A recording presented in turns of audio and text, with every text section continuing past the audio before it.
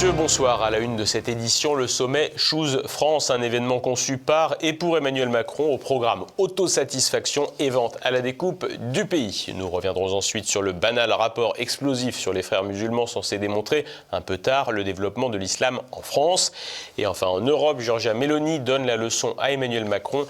Un temps isolé dans le maelstrom centriste communautaire, la présidente du Conseil italien tire son épingle du jeu.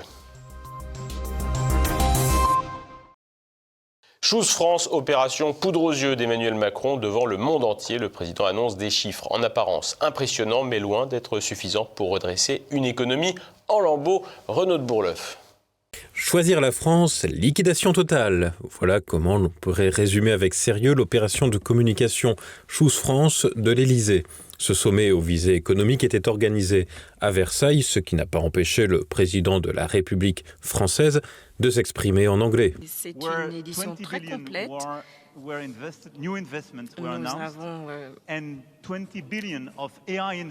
entendu qu'il y aurait 20 milliards d'investissements nouveaux et également 20 milliards supplémentaires à l'issue du sommet sur l'IA du mois de février. Des investissements touchant de très nombreux secteurs, de l'intelligence artificielle aux mobilités, en passant par l'agroalimentaire. Ainsi, le fonds d'investissement émirati MGX, le géant américain des processeurs graphiques Nvidia, vont lancer en Île-de-France avec la Banque publique d'investissement BPI France et l'entreprise d'intelligence artificielle Mistral, la première tranche, visant à être opérationnelle en 2028, d'un campus d'intelligence artificielle.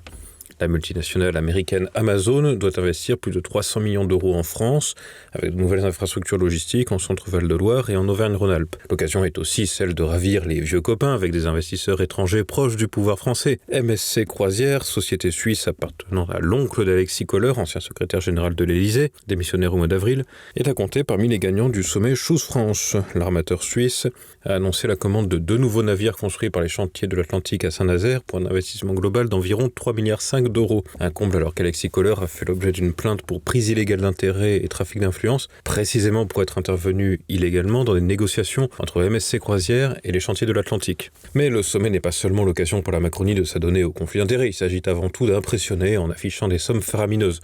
Comme si vendre aux enchères les débris d'une économie nationale à bout de souffle était une réussite. Philippe Murer, économiste, commente cette opération qui tente de dissimuler la faillite. Choose France, d'ailleurs, choisir la France, on aurait préféré qu'ils choisissent la langue française pour commencer, ce serait une bonne chose, mais c'est effectivement un écran de fumée pour masquer la faillite.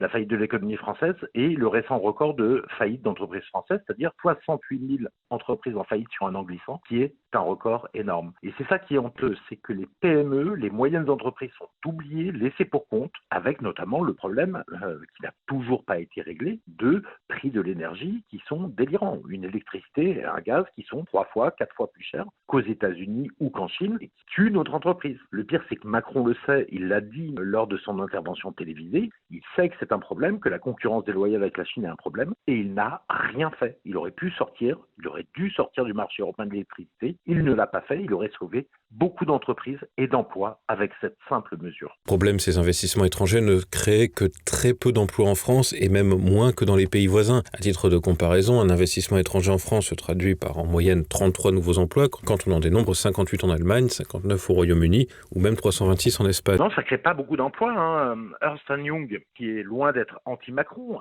explique que ça permet le maintien de 37 000 emplois. C'est-à-dire 1,5 millième de l'emploi en France. Donc on voit que Macron met en exergue ses sommets, et des fois le tapis rouge, et il se met en avant, mais finalement c'est 1,5 millième de l'emploi en France au maximum qui serait sauvé par ça. Donc c'est pas grand-chose, c'est rien du tout. Et même pire que ça, ce que met en avant Macron, c'est les investissements d'industriels étrangers, les investissements nouveaux, en disant il y aura 37 000 emplois. En fait, Ernst & Young a fait la balance création d'emplois-destruction par les industriels étrangers en 2024. Il y a 12 000 créations d'emplois et il y a 8 000 destructions d'emplois. Donc en fait, grosso modo, le solde, il est à peine positif de 4 000. Donc on voit que tout ça est extrêmement faible. De quoi se demander pourquoi les pouvoirs publics, plutôt que d'attirer des entrepreneurs étrangers, ne préfèrent pas inciter les entreprises françaises à rester sur le territoire et y conserver les emplois des Français. On est dans un paradoxe complexe. Alors, Choose France, c'est 20 milliards d'euros d'investissement pour la France. Sanofi explique qu'il va investir 20 milliards d'euros aux États-Unis pour produire des médicaments aux États-Unis. Bernard Arnault dit qu'il va délocaliser une partie de sa production pour les États-Unis, aux États-Unis. Le protectionnisme, de toute manière, ça a toujours été quelque chose de formidable pour développer l'industrie d'un pays. Les États-Unis sont devenus la première puissance mondiale en étant très protectionniste, avec des droits de douane de 50%. Le Royaume-Uni était devenu la première puissance industrielle avec du protectionnisme. Et on sait que la Chine est devenue la première puissance industrielle mondiale avec du protectionnisme. À quand le protectionnisme pour la France ? Arnaque économique et chaos migratoire et communautaire. Alors que le président peine à masquer ses échecs, c'est un rapport sur l'entrisme des frères musulmans dans la société française qui a occupé l'exécutif ce mercredi. Explication. 73 pages pour constater l'islamisation de la France. Un peu cher en papier pour un constat déjà fait depuis plusieurs décennies à droite par le FN devenu RN ou des partis comme le MPF de Philippe de Villiers. Le document examiné lors d'un conseil de défense mercredi, met en lumière l'influence des frères musulmans en France, décrivant une menace diffuse mais structurée, commandée par 3 ministères de l'Intérieur, des Armées et des Affaires étrangères et remis au ministre de l'Intérieur Bruno Retailleau. Ce document s'appuie sur une enquête approfondie menée en 2024, incluant des déplacements en France et en Europe, des échanges avec des universitaires, des responsables musulmans et des services de renseignement. Il dresse un tableau préoccupant d'une mouvance islamiste opérant à bas bruit, cherchant à s'infiltrer dans divers secteurs de la société française. Les Frères musulmans, mouvement fondé en 1928 en Égypte par Hassan al-Banna, avancent ainsi leur pion avec en France une influence qui se concentre essentiellement autour de l'organisation Musulmans de France, successeur de l'Union des organisations islamiques de France, l'UOIF. Le document recense 139 lieux de culte affiliés à cette fédération, auxquels s'ajoutent 68 mosquées considérées comme proches réparties sur 55 départements. Ces lieux représentent 7% des 2800 mosquées en France, attirant environ 91 000 fidèles le vendredi. Par ailleurs, 280 associations liées à la mouvance opèrent dans des domaines variés, culte, éducation, secteur caritatif, jeunesse et finances. Leur budget, estimé à 500 000 € pour Musulmans de France, a diminué depuis l'arrêt du rassemblement annuel au Bourget, mais des financements étrangers, notamment du Qatar et de l'Arabie Saoudite, ont soutenu des projets jusqu'en 2019. Le secteur éducatif est largement évoqué, avec en 2023 21 établissements scolaires accueillant 4200 élèves identifiés comme liés aux frères musulmans. Le rapport note également une rigorisation de la pratique religieuse, avec une augmentation du port de l'abaya et du voile chez les jeunes filles, parfois dès 5-6 ans, dans des écosystèmes locaux structurés autour de mosquées, d'écoles coraniques et d'associations. Sur les réseaux sociaux, une prédication 2.0 portée par des influenceurs amplifierait l'influence de la mouvance, ciblant particulièrement les jeunes. Le rapport n'a pas manqué de susciter des réactions à droite. L'eurodéputé Marion Maréchal estime que le document ne fait que confirmer ce qui était déjà su, alors que le président du Rassemblement national, Jordan Bardella, dénonce une double stratégie d'entrisme et de victimisation. Monsieur le ministre de l'Intérieur Bruno Retailleau, depuis des mois, vous annoncez la sortie d'un rapport sur la menace des islamistes frères musulmans dans notre pays. Ce jour est enfin arrivé, et ce rapport ne nous apprend rien de vraiment nouveau. Les frères musulmans, ce rapport le rappelle et nous le dénonçons depuis plusieurs années, mènent une stratégie d'entrisme dans la société française qui s'appuie sur une double action, à la fois la culpabilisation et la victimisation. Même Valérie Pécresse, pourtant pas en reste en matière de compromission, y est allée de son petit couplet en proposant un étrange serment républicain pour éviter l'entrisme dans les institutions. Un serment que la loi de la République est au-dessus de votre loi religieuse, au-dessus de toutes les autres. Un serment quand on rentre dans la fonction publique. Et s'il y a radicalisation, c'est-à-dire s'il y a rupture de ce serment, eh bien, on devrait pouvoir être écarté de la fonction publique, écarté des postes de contact. Voilà encore un bien beau bazar en perspective pour quiconque a des connaissances même rudimentaires en droit. À gauche, c'est la discrétion qui prime depuis la publication du rapport, mais les insoumis ont tout de même jugé bon d'en appeler à l'islamophobie pour poursuivre leur opération de tapinage électoral communautaire, à l'image du député Léaumont, devenu un expert en la matière. Un rapport bien opportun pour un ministre en campagne et une gauche qui rejoue une nouvelle fois le pas d'amalgame. La suite est connue, quelques annonces et rien ne bouge. Voire pire, des mesures liberticides toucheront d'autres communautés. Et en prime, toujours, le maintien ouvert des vannes migratoires. Macron voulait l'écarter. Giorgia Meloni parvient néanmoins à s'imposer sur la scène européenne et mondiale, avec elle une Italie pleine d'ambition, alors que la présidence Trump rebat les cartes de la géopolitique mondiale. Édouard Chenot. Giorgia Meloni est-elle devenue la figure incontournable de l'UE ? Dimanche dernier à Rome, en marge de la messe inaugurale du pape Léon XIV, c'est bien Meloni qui recevait le vice-président américain J.D. Vance et la présidente de la Commission européenne Ursula von der Leyen. La première rencontre transatlantique officielle à ce niveau depuis l'élection de Trump. Une petite revanche pour la dirigeante italienne, car Emmanuel Macron, qu'elle déteste, Keir Starmer, Donald Tusk et Friedrich Merz, l'avaient en effet écarté de discussions, de photos de groupe et de leur road trip le 10 mai en raison de sa position moins belliciste sur le conflit ukrainien. Car depuis le printemps 2024, Meloni refuse l'idée du président français d'envoyer des troupes sur le théâtre. La présidente du Conseil italien était d'ailleurs au téléphone avec Trump et les dirigeants européens le 19 mai pour plaider ouvertement une ligne plus modérée, une ligne synonyme de pari d'avenir, estime l'entrepreneur et diplomate Emmanuel Gou. Giorgia Meloni est confrontée, c'est une population traditionnellement pacifiste. Elle est sur cette ligne rouge de ne pas participer à cet effort de volontaire. Donc je crois qu'elle peut sortir gagnante parce que peut-être qu'un jour en Europe, les populations se rendront compte de la paranoïa totale qui accompagne ce processus de résolution d'un conflit qui d'ailleurs n'aurait jamais dû exister. Si on avait écouté un peu plus les Russes et si on avait construit avec eux un partenariat comme c'était envisageable au début du XXIe siècle. Les astres se sont alignés pour Meloni avec l'élection de Donald Trump. Alors que les dirigeants européens sont à la peine face à leur homologue américain, l'italienne peut compter sur ses accointances idéologiques avec lui, jusqu'à être, si l'on en croit le Washington Post en février dernier, celle qui murmure à l'oreille du président des États-Unis. Maintenant, le rapport avec Trump, c'est sûr qu'il est meilleur. Et c'est sur cette base-là que Meloni a certainement parié sur Trump dès le mois de septembre de l'année dernière, donc avant même son élection, et qu'aujourd'hui, donc, elle bénéficie d'une crédibilité que les autres leaders n'ont pas auprès des États-Unis. Donc, plus qu'une mise à l'écart, il y a une vraie partie de Meloni sur l'échiquier international. Et aujourd'hui, elle a pas mal d'atouts qui devraient lui permettre de devenir justement un pays incontournable dans les futurs équilibres qui vont se dessiner, et en particulier sur le processus de paix qui pourrait se déterminer dans les prochaines semaines entre l'Ukraine et la Russie, en ayant des liens toujours bons en Russie et en ayant la possibilité de participer largement à la reconstruction de l'Ukraine. Bien sûr, il y a aussi un revers de la médaille. Meloni devrait assurer les importations de gaz liquéfié américain en Europe, porter à 2% du PIB ses dépenses militaires, se fournir en armes aux États-Unis et même empêcher l'instauration d'une web tax visant les géants de la tech américains. Reste que ce lien entre Rome et Washington n'est ni nouveau ni unique, comme le rappelle Emmanuel Gou. C'est vrai que depuis la Seconde Guerre mondiale, un gouvernement italien devait, de façon très discrète, avoir l'aval des États-Unis. On a vu en cela deux exemples qui ont connu des grandes difficultés. C'est le gouvernement Craxi et c'est le gouvernement Berlusconi, car les États-Unis ont pu considérer qu'ils n'étaient plus fiables et remettre en place donc des gouvernements italiens plus alignés sur la ligne américaine.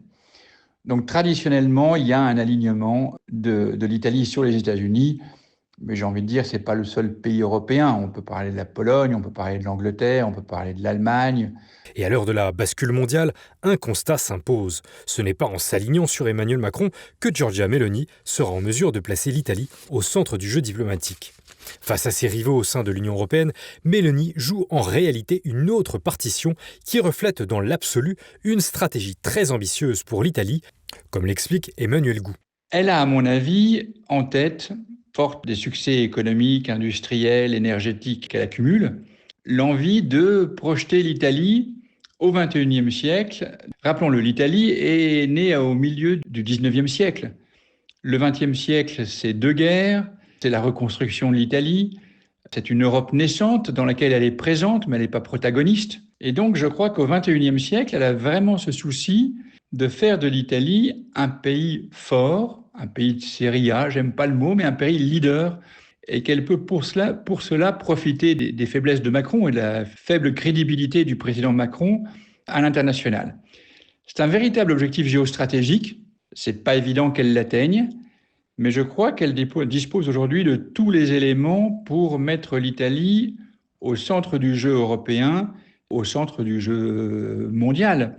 Car n'oublions pas, elle voyage partout, la Mélanie. Inde, Chine, Afrique, États-Unis, Europe. Donc je crois qu'en cela, elle joue un véritable jeu qui peut permettre à l'Italie d'être un pays central dans la géopolitique mondiale. Une VRP de choc pour l'Italie qui est parvenue en 2 ans et demi, à mi-mandat, à accumuler un bilan honorable. Les chiffres ont en effet de quoi lui donner le sourire, car si la dette italienne reste la plus importante de l'UE, son déficit a été réduit de 8,6 à 3,4% du PIB durant sa période, et le chômage est en baisse de 7,8 à 6%. Si la gestion migratoire reste à discuter, puisque 450 000 permis de séjour ont été délivrés l'année passée pour pallier les pénuries de main-d'œuvre, en contradiction avec des engagements de campagne, le gouvernement a annoncé en janvier la réduction de 60% des arrivées irrégulières par rapport à 2023 et une augmentation de 16% des expulsions. Une politique que l'on pourrait juger conforme aux ambitions d'Ursula von der Leyen qui plaide pour le transfert entre immigration clandestine et légalisée. La présidente du Conseil italien est toutefois parvenue à négocier des accords avec les États d'Afrique du Nord ou avec l'Albanie pour externaliser le contrôle des flux en Méditerranée. Le bilan de Meloni, il est assez incroyable en fait. Elle est vraiment sur tous les fronts. Elle parcourt le monde. Elle a réaffirmé un rôle de l'Italie dans le monde, c'est sûr. D'un point de vue industriel, les records en exportation ont été battus. Donc c'est une réponse, j'ai envie de dire, tant des rapports internationaux que pour son économie nationale. D'un point de vue énergétique, dès qu'il y a eu le blocage européen à l'achat de gaz russe, elle s'est tournée vers l'Algérie en dépoussiérant le plan Mattei, qui avait accompagné l'Italie dans les années 50 et au début des années 60 avant qu'il ne soit tué. Et l'Italie a toujours en plus été présente auprès du FLN pendant la guerre d'indépendance, ce qui lui permet d'avoir des relations excellentes aujourd'hui avec l'Algérie, d'en récolter les fruits au service d'une plus forte crédibilité en Afrique du Nord. Et ça lui permet, sur le plan migratoire, d'affronter aussi les embarcations entre le nord de l'Afrique et l'Italie. Elle traite le problème à la source, en tout cas. Le problème, elle l'a traité avec la Tunisie, elle le traite avec l'Algérie, elle le traite avec la Libye. Donc un bilan, en somme toute, depuis 2022, extrêmement favorable, qui lui aussi doit pouvoir servir de support à justement cette affirmation d'une Italie différente au XXIe siècle. Une vision de long terme rendue possible d'ailleurs par sa longévité politique, car l'italienne a déjà battu un record. Son gouvernement est le plus stable depuis 1945, la durée de vie moyenne d'un cabinet dans la botte n'étant habituellement que d'1 an. Passons à présent à l'actualité en bref en France. La piqûre mortelle au bord de la légalisation. Mardi, l'Assemblée nationale a validé les 5 conditions cumulatives pour qu'un malade soit éligible à l'euthanasie, appelée aide à mourir. Pour être piqué, il faut être majeur, de nationalité française ou résident légal, être atteint d'une affection grave et incurable en phase avancée ou terminale, présenter une souffrance physique ou psychologique et être en capacité de manifester sa volonté de façon libre et éclairée. La question de la phase avancée a suscité des discussions par son caractère flou et difficile à définir. Selon un amendement adopté lundi, il s'agit donc de l'entrée dans un processus irréversible marqué par l'aggravation de l'état de santé de la personne malade qui affecte sa qualité de vie. En d'autres termes, une personne peut avoir une dizaine d'années à vivre et être vouée à disparaître.